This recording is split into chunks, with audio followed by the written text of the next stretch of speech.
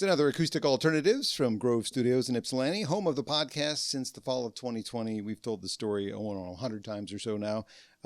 Just was invited to do a podcast by the folks who own Grove because they wanted a little bit more exposure to what they were doing here in Ypsi. If you're in the area, Detroit, Ann Arbor area, looking for a place to get out of the garage and get into the studio, grovestudios.space is the website. I strongly encourage you to look into it. And as it turns out, to my delight and surprise, my guest, Lauren Blackford, has been here before. Hello, Lauren. Welcome to Acoustic Alternatives. Hi, thanks for having me. My pleasure. Tell me about your experiences since we're pumping up Grove for a second here. Yeah, I first became aware of Grove when I was going to Washtenaw Community College. My professor at the time brought in Rick, one of the founders, and I was like, oh, this seems like a really cool space. So then I came in a couple times to record. I've been here for band rehearsals. I'm here now. So yeah, very familiar. Very cool.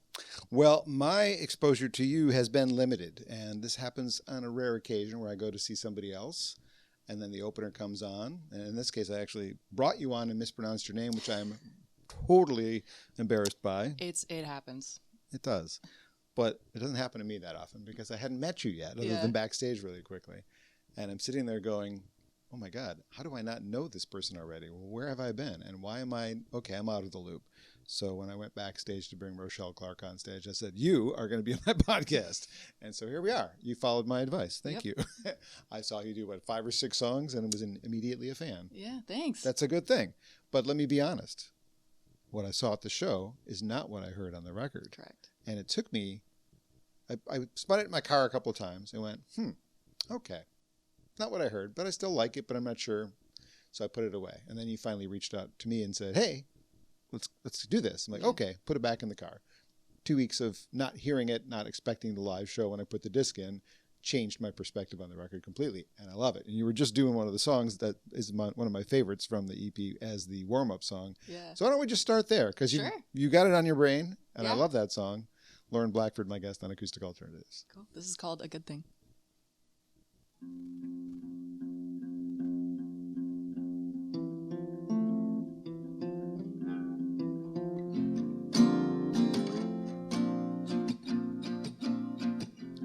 Guess it's true what they say. You were kind and it killed me. Piece of mind, piece of cake. You're divine and it's filthy. Waiting on your doorstep. I don't wanna go yet. If I stick around, it's gonna sting. Kissed at every red light, picked at petals all night. What am I supposed to do with a good thing?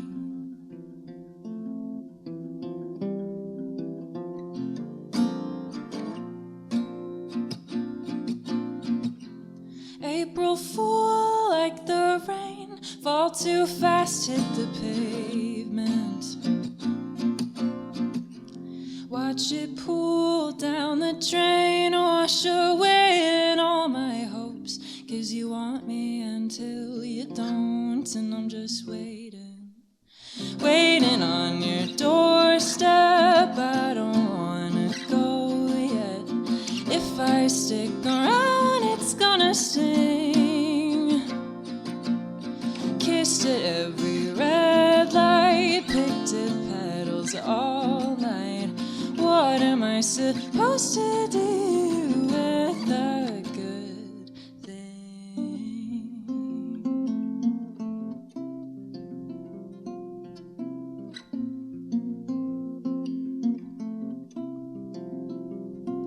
Is it something in the water? Call it karma coming around. I'm allergic to your perfect, don't deserve what I found. Winter disposition in a spring awakening. What am I supposed to do with you, good thing?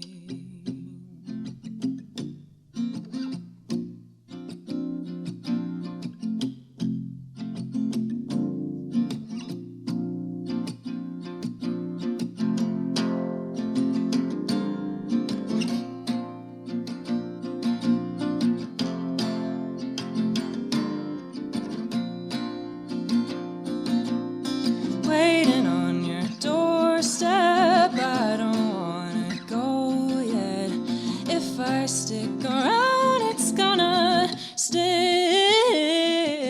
We kissed at every red light, picked at petals all night. What am I supposed to do with a good thing?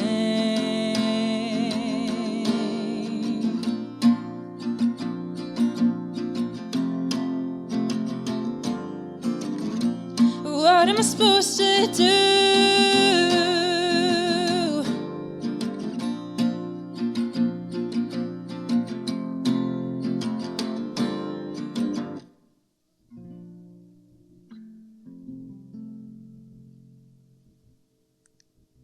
It's a good thing, and it definitely is a good thing. Lauren Blackford on Acoustic Alternatives from Grove Studios, available on the 2-year anniversary EP. Well, it's, this is the original EP. Celebrating its 2-year anniversary one too many times, your debut EP that you self-produced. Mm-hmm. Okay, another little thing here. Listening to this, not knowing that until I started doing the research for this, I thought, did Chris DuPont produce this? And then I kept listening like, oh, did she get Tyler Duncan to produce this? Do you know Tyler at all? Mm-mm. You have a touch already at such a young age to do things that sound like people I really respect from our local scene. Thanks. And wow, okay. Where did you learn that skill? I don't know. I think it was just out of necessity when I was in high school and I started writing more. I wanted to hear myself back and sort of, bring it to life the way that I heard it in my head. Mm-hmm. So I had like a free online MIDI controller that I taught myself to produce on, and then eventually got Logic, and that was just like a new playground because it's so much more intensive of what you're able to do. So this is the first project that I ever did on Logic. Before that, I was using some online stuff. A, your songwriting and your voice is beautiful, so you have something there. But B, you should be producing other people too, because I actually am. Okay, good. You've got a skill set already. Thanks. Yeah. Yeah. No, I love producing. I think that's a huge part of my artistry is the writing and producing things myself, because right. I do have such a clear vision, and I know that if I just learn how to do it, I can do it. So right. And the way I heard the song is obviously the way I wrote it, but the way you reimagined it for the EP, a little bit more electronic sounding, a little bit more, I don't know, more rock, right? A little bit, yeah. Right. I mean, nothing's going to sound like a rock song on an acoustic guitar unless you're yeah. But still, I'm really admiring your work. Thanks. Yeah. All right. Milan, Michigan is home, and has it always been home? Born and raised in Ypsi. I moved to Milan when I was 13. Okay. I had transferred to Milan schools, and we were moving at the time anyway. So just moved to Milan. I've been there ever since, so it's been 10 years. Okay. And what was your favorite thing about growing up in both parts of your life? You had a little bit of time in Ypsi. Yeah. Oh, gosh. Anything well, when I think about my house in Ypsi, my 2 best friends growing up were my neighbors. So that was the best because we would just run to each other's backyards, show up at each other's back door and say, hey, I'm here to hang out. So that was my favorite memories from living there. And then in Milan, I remember before we had moved, but I had just started going to Milan schools, my mom and I took a day just to go explore downtown and went to this coffee shop called The Owl. And then years later, that ended up being where I played my first ever gig. So that's kind of a cute little kismet moment. Yeah. So yeah, those memories of first discovering, and of course now I know every nook and cranny of that town, and I can't leave the house without running into someone I know. So that's a good thing. Yeah. Are you an only child, or do you have siblings? I am the youngest of 3. Okay. I have 2 older brothers, so I'm the only girl and I'm the baby. So. Also the baby, but of 4. You get a slightly different treatment, I think, as a baby. I can relate to that. I think so. I mean, and I'm very aware of that and very grateful to my older brothers, especially my oldest brother, for carving the path for me to be able to live my truth growing up. Would anybody that knew you in school be surprised at what you're doing right now? Not at all. No. This is what you were always doing. No. Yeah. It's funny. I actually did a post the other day because it was World Theater Day. Yeah. I posted some old pictures of me in my elementary school productions. This has always been it. I was grew up watching Hannah Montana. I remember my earliest dreams was that I wanted to be a Disney singer. But I was always singing even back then with my 2 neighbor friends I talked about. We would write songs together. So I've been doing this since I could speak. Wow. So I don't think it really surprised anyone. It might have surprised people that I have been pursuing it as a career the way that I am, but the fact that I'm doing it in general, like, that is not a surprise to anyone. Was there ever another path? Did you ever think about anything else? No, never. No. Okay. No, I remember even like my senior year of high school, we had to do some like career search and reports and things, and I didn't mind about being a musician. Like, it was always the thing. You're determined. Yeah. In the song you performed, you actually said the words Spring Awakening, and I said, I wonder if that's about the musical. Is that a reference to? That is one of my favorite musicals. It's not a direct reference. I just like the idea of that song. Like, I reference April, and I liked the idea of putting in another lyric about it being spring and opening yourself up to something new. So that was kind of in the back of my head. I just wrote it down. As a fan of the theater, and I did stage crew 3 years and then had enough guts to try out for Officer Krupke. So I did that. Love it. I know, but I can't sing. I can't sing like you, so that's why I took the speaking part. But sure. Do you ever think about incorporating that into your career as well, or maybe at some point you become like Ingrid Michaelson has written music for the... another one of my favorite musicals is Hadestown. Okay. So, or like, so Anais Mitchell or like Sarah Bareilles writing Waitress. Like, right. I can see myself doing that maybe like down the road a bit. I really like doing the like songwriter producer thing under my name right now, but it's definitely like a long-term goal to get back into theater. That makes sense. Yeah. Especially since it's such a part of you. Yeah. All right. So I know earlier in your career, which you still are, Mm-hmm. you're already getting support from Jeff Milo at WDET. There are a fair amount of articles online. People have interviewed you from the local music scene. I mean, it's not easy as somebody who's been doing this in some form or another for longer than you've been alive, 41 years this year, record retail, record wholesale, radio. It's not easy to get attention coming out of the box. So maybe it's what did you do to immediately get attention? You're good and you deserve it, but like, how did you present yourself? I don't know. I think I just got lucky with the network that I had. Like I said, I went to WCC, and like through that program, I met a lot of people, even like related to Grove or like the art fair and stuff like that. So I just like out the gate knew the people to talk to at least get a couple things out there. So I think it was like a mix of luck of, right place, right time, but then also like I don't want to say that it was just like I definitely made an effort throughout college to like network and like attend events and things like that to meet people. So when it's the only thing you think about and the only thing you want to do, I mean, like I said, you're determined and you're doing what you have to do. I have some other musical friends from the local scene who, I mean, at some point they have to earn a living to pay the bills. And I don't know how this is working for you. I'm not trying to pry into your financial world, but it becomes a little bit more difficult when you have more responsibilities, children, whatever, to figure out how to make music your living. So some of these friends I'm referring to would love to just book all the gigs and play anything they can play, but sometimes they gotta earn enough money to put the roof over their heads. And it's no, I work a part-time job, and I luckily love my part-time job and don't plan on leaving anytime soon. So that's really nice that I have that as a way to make money. So because then I have some savings to put into music. Where can we find you? Are we allowed to ask that question? Sure. I mean, it's like whatever. I work at a lavender farm in Milan.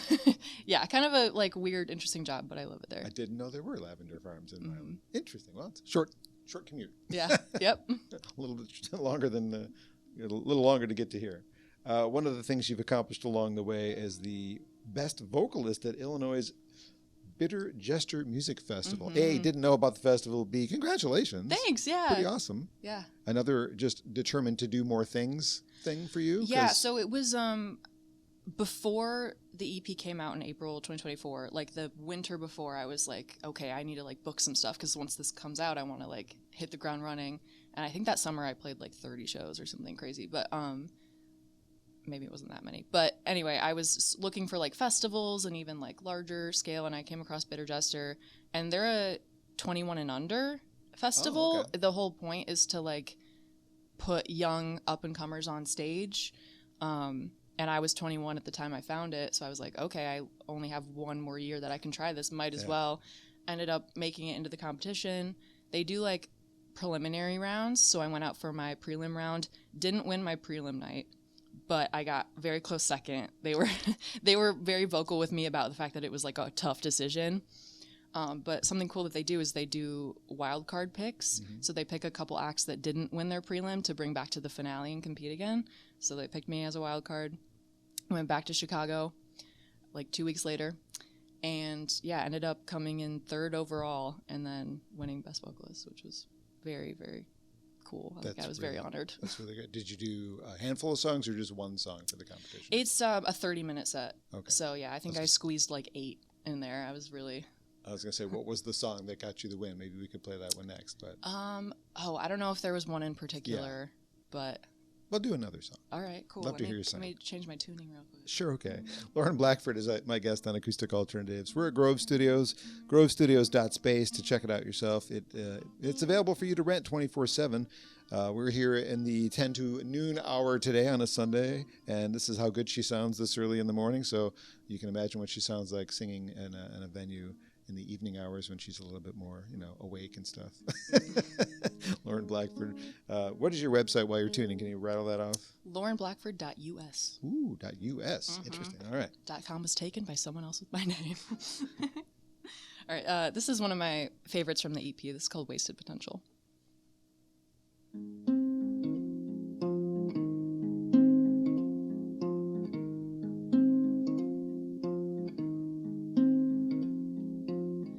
Did you click this well with girls before me?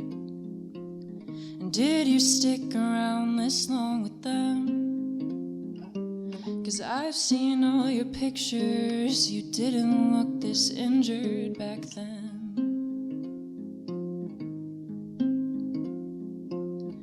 Was there something you wanted to tell me? You looked like you might be holding back. Oh, 'cause all those boys before you, they didn't ever look at me like that. Ooh, I don't know how far we got, but no, I wouldn't have stopped if you hadn't told me to. Oh, all this wasted potential potentially could have been spent all on you. I wish you would have gone home for the summer. At least then it would be a simple end. But instead you were a quitter, left me down and out and bitter as your friend. So I tell myself that you really did want this. I wasn't just a way to pass the time.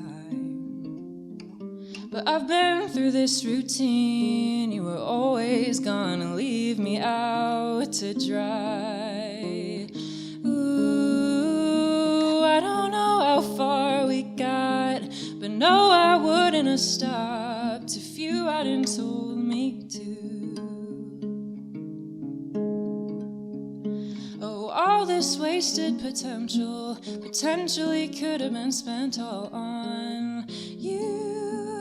But I knew the fuse would run out. Every possibility 6 feet in the ground.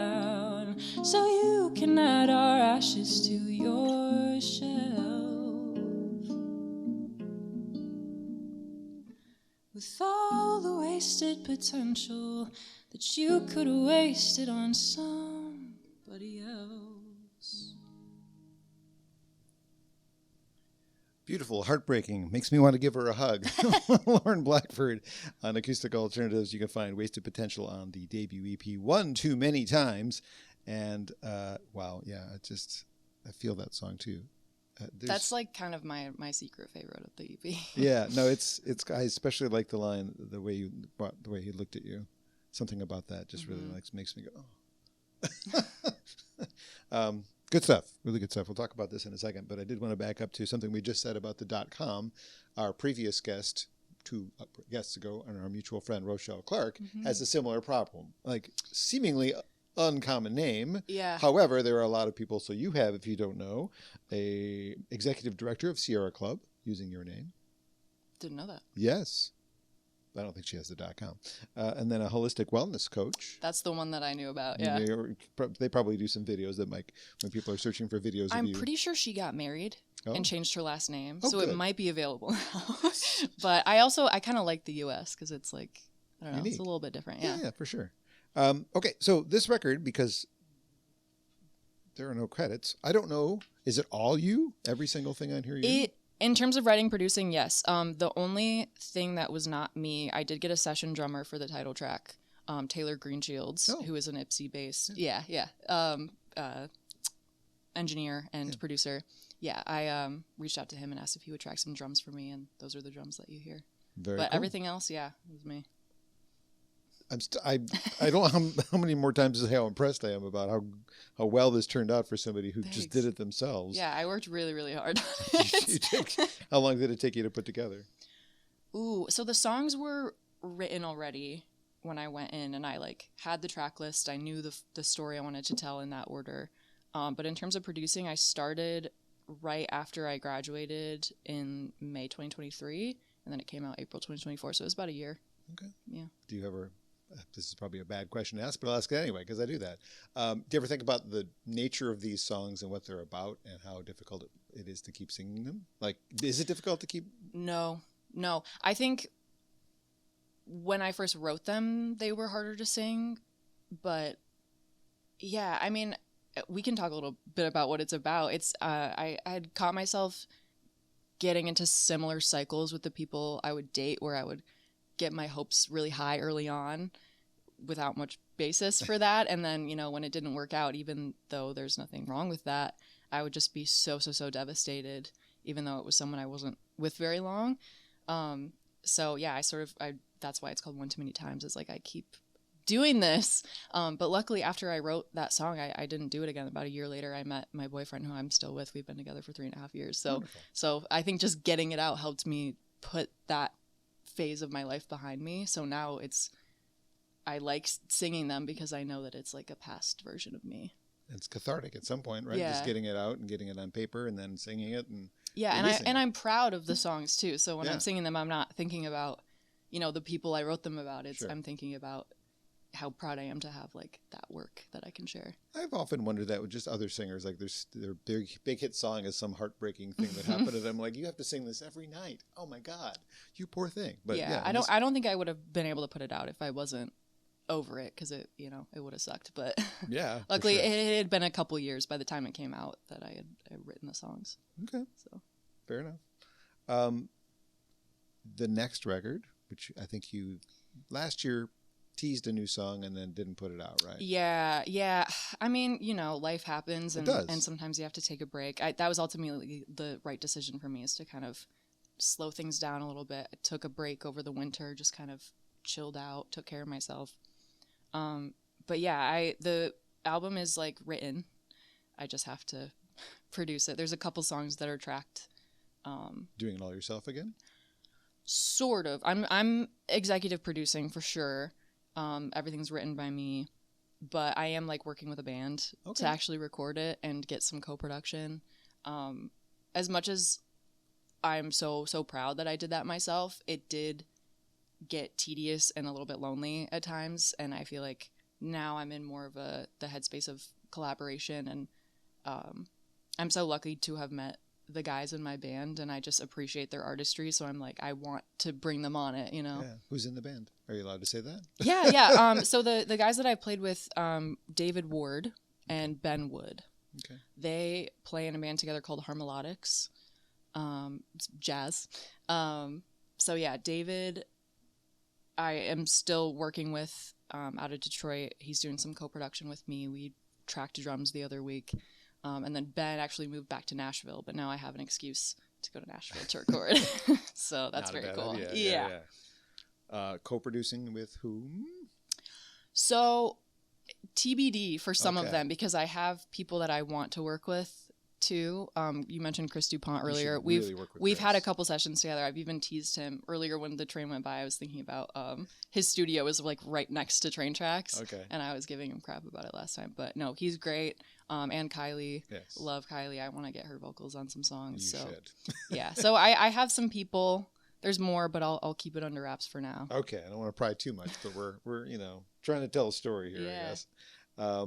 Do you have a hobby that isn't music? Anything that you do for fun that is not? I mean, music's my hobby too, but Yeah, it's definitely like the main hobby. I don't know. I'm a big like movies fan. Like I like going to the theater to see movies. I like playing Sims. I like playing Minecraft. Okay. Like I'm chilling out playing video games usually. I'll go out. Something I started doing this past year is going out to the Diamondback to go line dancing. So that's you sort don't of seem like a Diamondback girl. But no, okay. I don't. But it's very fun, and it's a great way to get exercise. That's Sure. like the main thing. I could use some exercise. When you get older, it doesn't come off as easy. Sure. Not your problem. You have mentioned your first gig was at the Owl. Mm-hmm. Was that during the pandemic? Yeah, it was September 2020, so it was masked. Yeah, and that was right before I started this. Actually. Yeah, and people were like 20 feet away from me. But is that weird for a first gig? I didn't know anything else. Well, like you've I mean, seen music, yeah, though. no, I guess it's just I don't know, that type of gig in like a coffee shop is like they usually just kind of stick you in a corner anyway, so it wasn't that weird. Okay. But yeah, definitely like as time went on and restrictions started to come off, I was like, okay, I get it. Like there's something very special about people being in a room together experiencing music. Did that help you? Because people, you can't really see them when they're masked. Mm-hmm. You can sort of see them, but it's not like the full face. I would think about nerves first few times playing, and seeing the people's faces might be harder than not being able to see their faces.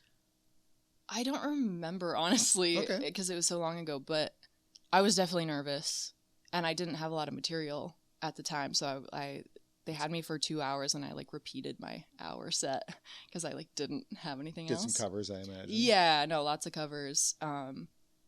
I didn't have a lot of the songs on that EP written yet. I think I had Reset Button, and that was probably it. So that was in my first set. Fun fact, that song.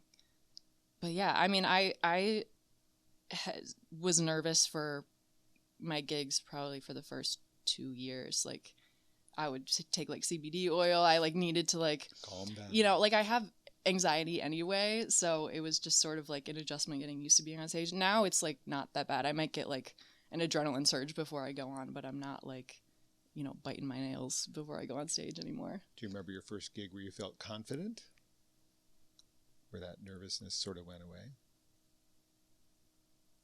The first time I ever played a venue, like a real venue, I played Ottawa Tavern in Toledo in like late 2022. And I think just having that different environment that wasn't like a coffee shop or a restaurant, like that's a very different thing than being like on stage at a venue. And I think I was probably still nervous, but just the thrill of like being in an actual venue, I think sort of overtook. And then I got the venue itch. And then I just kept wanting to play like venues. Of course. Understandably. What are you doing to build an audience? Because as I mentioned earlier, that whole process of getting an audience, all I have personally is social media. I have Facebook and posts, and hopefully people see them. I don't have an email list. I don't really have a way to reach people with what I'm doing. I just have the history of my, time on radio in Ann Arbor. Maybe somebody's trying to figure out whatever happened to John Bommarito, and they Google my name and they find me, or I'm on stage at the Ark bringing somebody out and just drop a little mention in there. Yeah. I don't have a great way to get people's attention. What are you doing to do it? Mostly it's just been live shows. That's kind of been my focus for the past 5 years, is just like gigging and trying to meet people in person. Because I feel like, yeah, because it goes a long way. And then, when you can actually shake someone's hand and hear what they have to say about your set, it like helps make me a better performer, as well as just like building that relationship. Mm-hmm. Social media, I have struggled with historically. I'm getting better, and that's kind of a goal of mine this year, is to really hit social media hard before stuff from the next record comes out, so that I'm not just like announcing it to no one.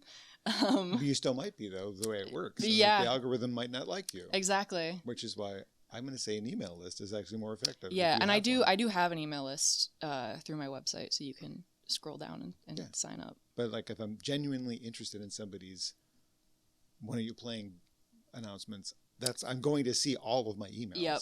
The Facebook posts, I have X number of thousands of friends, because friends, air quotes. I don't see everybody's posts, and I would probably miss one from you unless it was just the right time. For sure. So yeah, I try to announce things on socials, but I also do have the email list. So it's just tough. Yeah. But on the other hand, having worked in the industry for so long, you have an advantage over 40 years ago when there was really no way for somebody like you to be heard, right? Yep. You needed a record label to be heard. For sure. Ticket prices were a little lower because they were making money off of selling records, unlike now. But we want to go see our favorites now, and we have to pay way too much money. Yeah, I was deep in a rabbit hole about the whole like Live Nation monopoly the other day, and I was like, "Ooh, I need to turn this off because it's making me sad." Yeah, well, I mean, you want to succeed. You want to get to that level where maybe you are playing Meadowbrook or whatever. Little Caesars. Right. Is that your goal? Someone did a review of my EP once, and they mentioned the Ark and Little Caesars in the same sentence, where they were like, they'd fit it either, and now it's like, okay, maybe long-term goal is Little Caesars. Okay, that's cool. As a headliner or an opener, or both? Both. Okay. Who do you want to open for? Oh gosh, like Dream? Yeah. Pretend it doesn't matter. Paramore. Okay. Do they embrace your kind of stuff as their opening acts typically? I think so. I feel like with alternative acts, you can kind of do whatever. I've seen some really interesting openers at certain headliner shows that I wouldn't necessarily expect, but it still fits with the vibe. I think the Maggie Rogers crowd would love you. I saw Maggie Rogers a couple years ago with the Japanese House opening. I'm a huge Japanese House fan. There. And Maggie Rogers. So that was a great show. So either of them also dream headliners. Yeah, so. I just seem, might be too similar, but yeah, I still think that her crowd would well, love I you. think with the next record, I'm definitely leaning more rock and a little bit darker with still some like folksy stuff happening. So I'm interested to see how that changes who people associate with me with. And it's almost sad that we have to do that. Like, in order for me to describe to somebody what your music sounds like, I have to use somebody else's music to do that. Sure. It's probably the easiest way. It is the easiest Because way. I feel like genre is so subjective. Like, I really struggle with assigning genres because I'm like, that's not how I think about music. It's a general vicinity if I say you're a folk artist. Well, you're not exactly, because if you listen to the EP, you're not. I'm like alternative folk. Pop folk. Yeah, sort of. Whatever that means. Yeah. It makes it intriguing, but...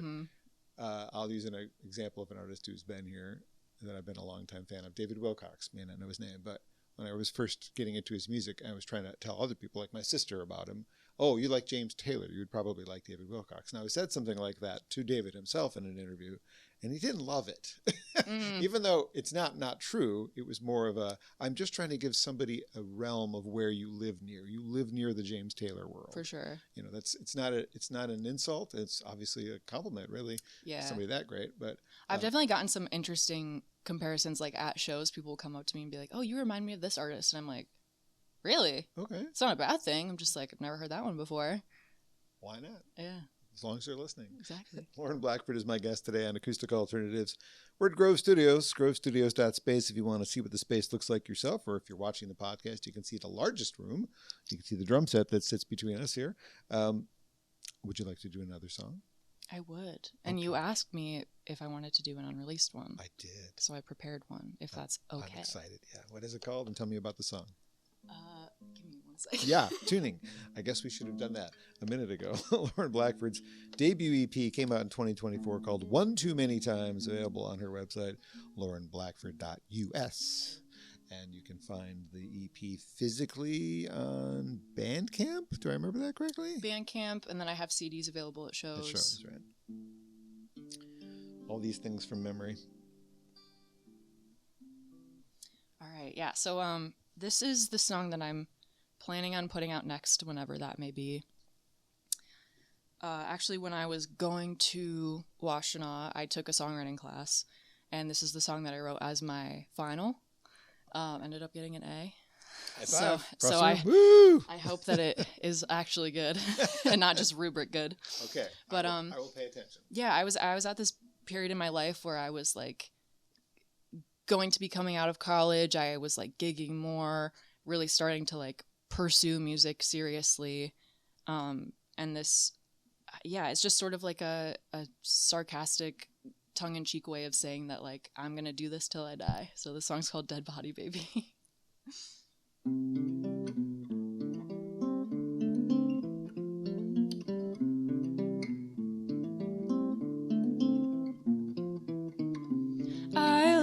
it all to the bank. Told the city to have fun with my dad. As for the cause, I'm leaving it blank. Tell everybody to start placing their bets. It wasn't a living, could barely even breathe. It's suffocating, wanting everything. So I'm leaving, I'm getting what I need. Over my dead body, baby.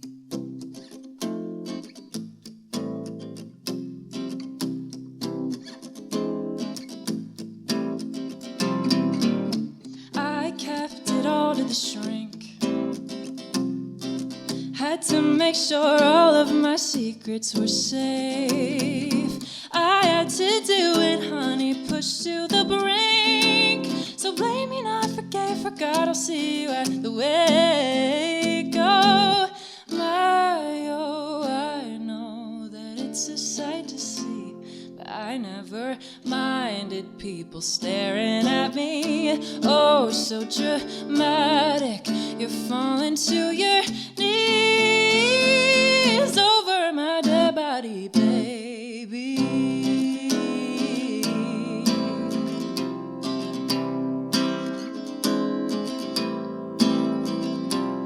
Overcome by the fever, I could never break. All wrapped up in cedar, pray the Lord my soul to take. Overcome by the fever, I could never shake. Throw your dirt on me, sir, over my dead body, baby.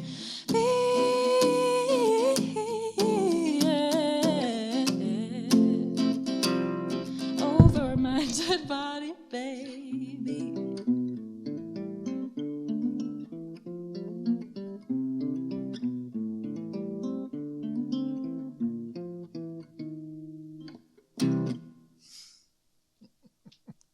I love it. Lauren Blackford on Acoustic Alternatives, Dead Body Babe or Baby? Baby. Baby.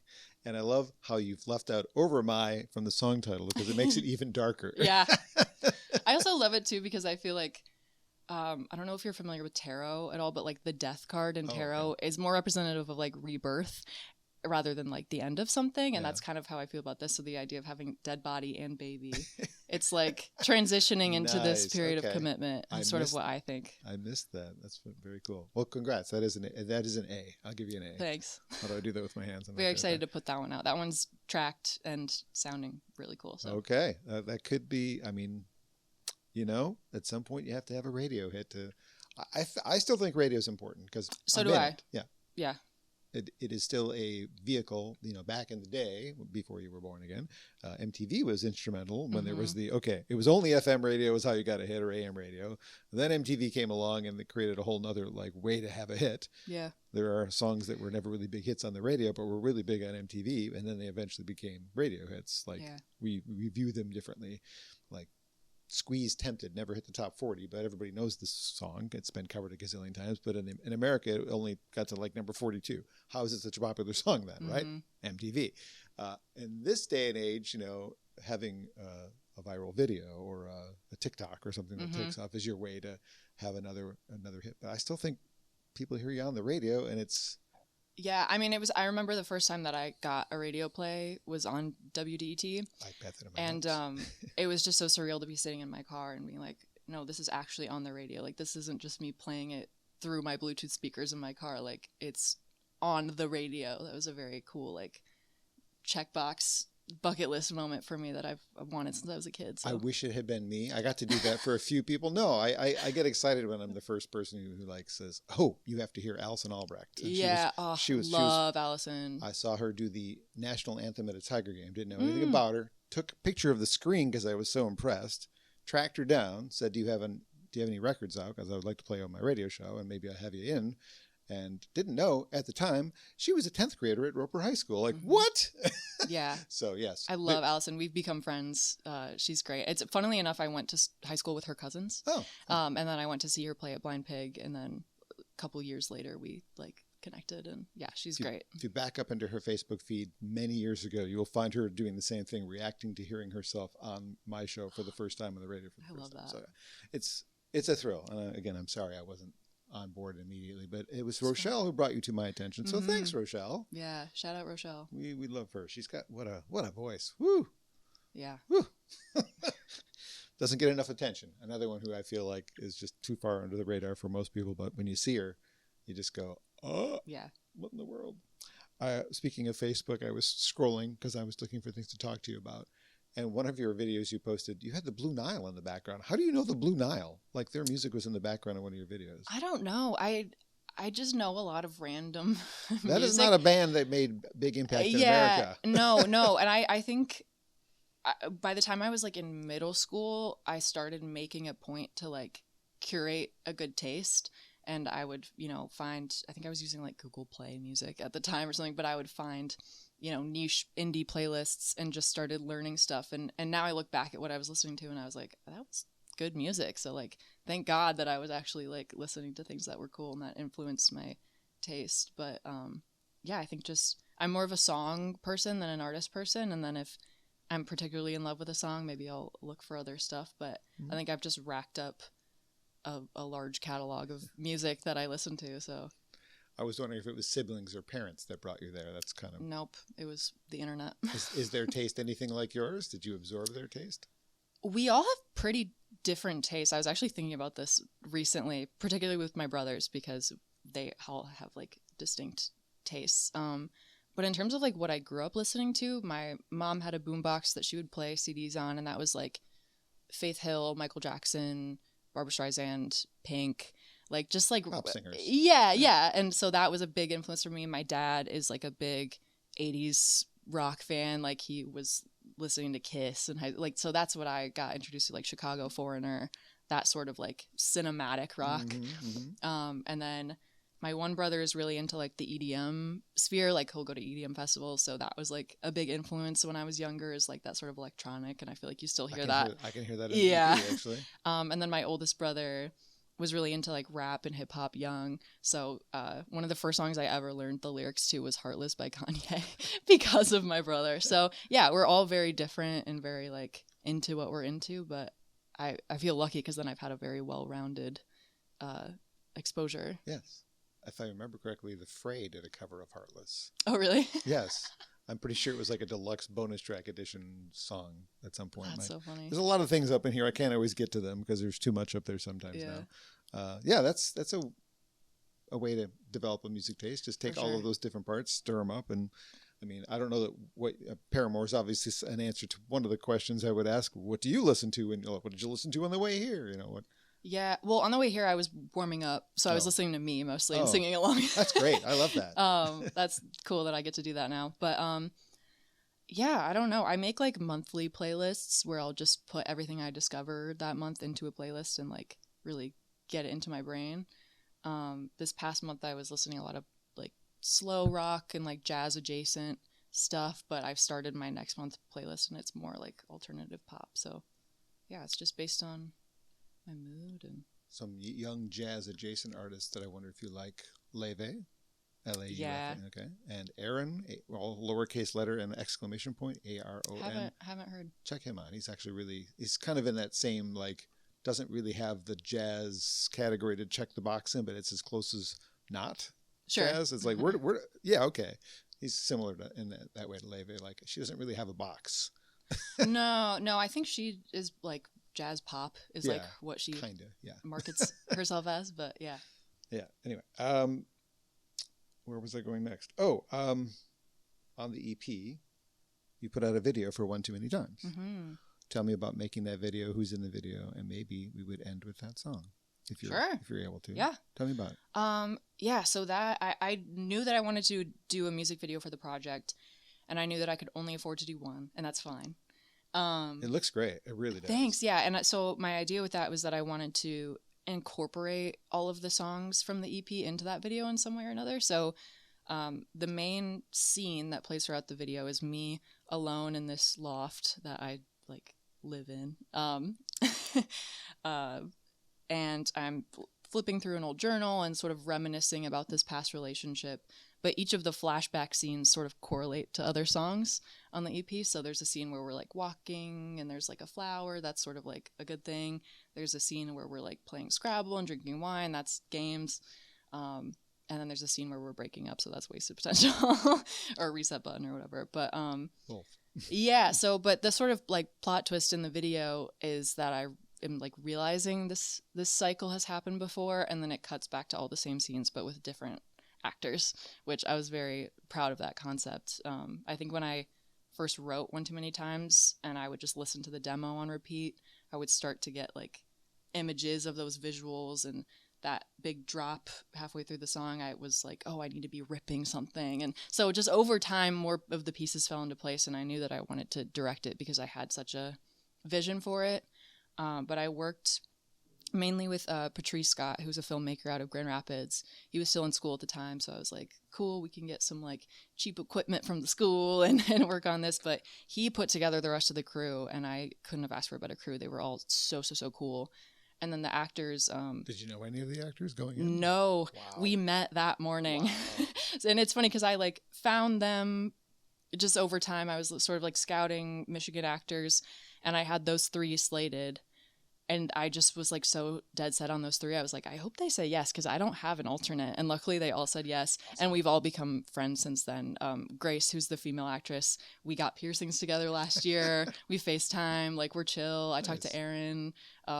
Yeah, so luckily we all had like instant chemistry that morning, and we're just joking. The 3 of them were like off to the side hanging out and playing improv games like when they weren't shooting.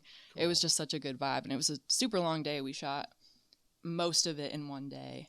It was like a 12-hour shoot all around Ann Arbor. That's great. It's really pro. Yeah, it was a lot of great memories from that day. Everyone was exhausted but so fulfilled. All right, let's hear the song. All right, if you don't mind. I don't know if you had something else in mind, but I love this one, and it's a great way to end the EP and the conversation.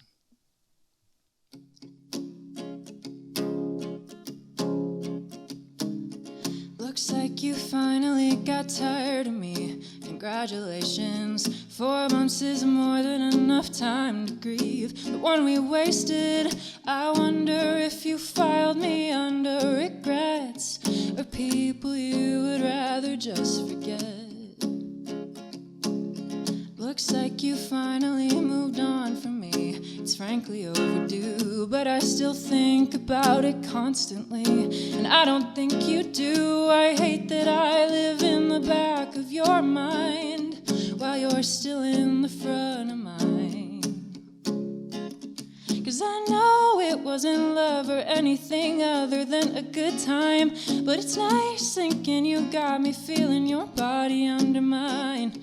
So maybe I just refuse to look at the rules for what they became, and I can't decide if I should blame the player or the game. 'Cause one too many times found myself waiting for someone I don't even want to come back. One too many times found myself chasing someone I don't even love like that. And I don't even love you like that.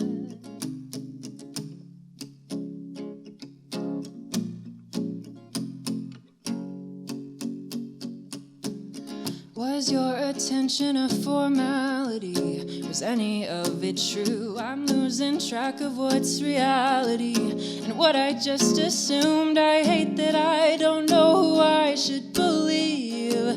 Why do I trust a stranger more than I trust me? 'Cause it's hard not to get wound up, built from the ground up out of bad rhymes. You probably think that I'm crazy. What's the point changing your mind? So don't try to reach out when you figure out this is about you. 'Cause I've got nothing left to lose, and I'll probably take it out on you. 'Cause one too many times found myself waiting for someone I don't even want to come back.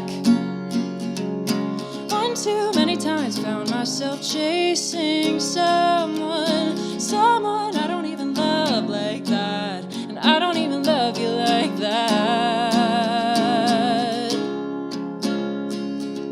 No, no.